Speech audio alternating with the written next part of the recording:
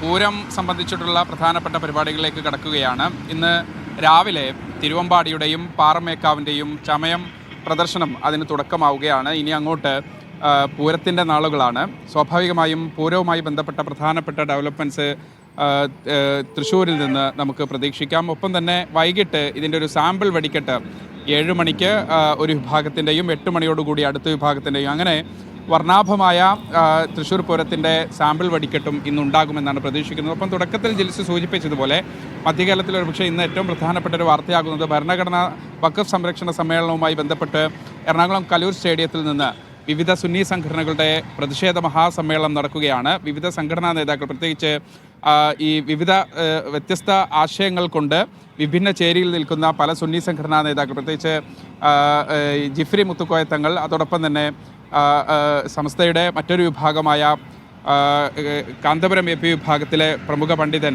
ഖലീൽ ബുഖാരി തങ്ങൾ ഉൾപ്പെടെയുള്ള ആളുകൾ, ഒപ്പം തന്നെ തൊടിയൂർ കുഞ്ഞു മുഹമ്മദ് മൗലവി, നജീബ് മൗലവി മമ്പാട് ഉൾപ്പെടെയുള്ള ആളുകൾ വിവിധ ഒരേ സമയം തന്നെ സുന്നി സംഘടനകളാണെങ്കിൽ പോലും വ്യത്യസ്ത പ്ലാറ്റ്ഫോമുകളിൽ നിൽക്കുന്ന ആളുകളാണ്. അവരൊക്കെ ഒരു പ്രധാനപ്പെട്ട കോസിന് വേണ്ടി, കാരണത്തിന് വേണ്ടി ഒരേ വേദിയിൽ അണിനിരക്കുകയാണ്. ഇന്ന് വൈകുന്നേരം 4 മണിയോടുകൂടി എറണാകുളത്ത് വിപുലമായ സമ്മേളനം നടക്കുകയാണ്. ഭരണഘടനാ വഖഫ് സംരക്ഷണ സമ്മേളനം എന്ന രൂപത്തിൽ വലിയ റാലിയും പൊതുസമ്മേളനവും ഒക്കെ നടക്കുകയാണ്. അവിടെ നിന്ന് എന്തെങ്കിലും വാർത്തകൾ എന്തായാലും ഇന്ന് പ്രതീക്ഷിക്കാൻ പറ്റും. ഒപ്പം തന്നെ നേരത്തെ പറഞ്ഞതുപോലെ ലിസ്റ്റിൻ സ്റ്റീഫനുമായി ബന്ധപ്പെട്ട പ്രധാനപ്പെട്ട വിവാദങ്ങളാണ്. അത് ഒരു സിനിമയുമായി ബന്ധപ്പെട്ട അതിൻ്റെ ലോഞ്ചിങ്ങിനിടയിൽ ലിസ്റ്റിൻ ഉന്നയിച്ച ചില വാക്കുകളുണ്ട്. ഒരു മലയാളത്തിലെ ഒരു പ്രമുഖ നടൻ ചില വിവാദങ്ങൾക്ക് തിരികൊളുത്തിയിരിക്കുന്നു. നേരത്തെ ജിൽസ് സൂചിപ്പിച്ചതുപോലെ അതുമായി ബന്ധപ്പെട്ട് ഇന്നലെ തന്നെ വലിയ വിവാദങ്ങളുണ്ടായിരുന്നു.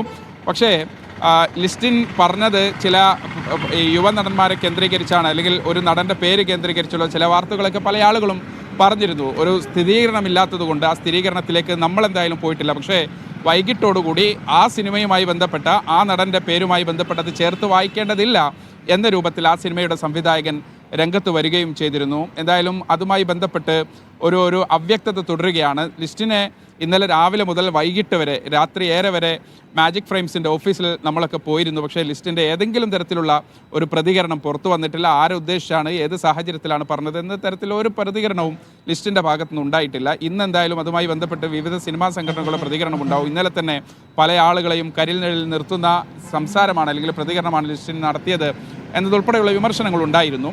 എന്തായാലും ഇന്ന് അതുമായി ബന്ധപ്പെട്ട ഒരു പക്ഷേ പ്രധാനപ്പെട്ട പ്രതികരണങ്ങളും വന്നേക്കും.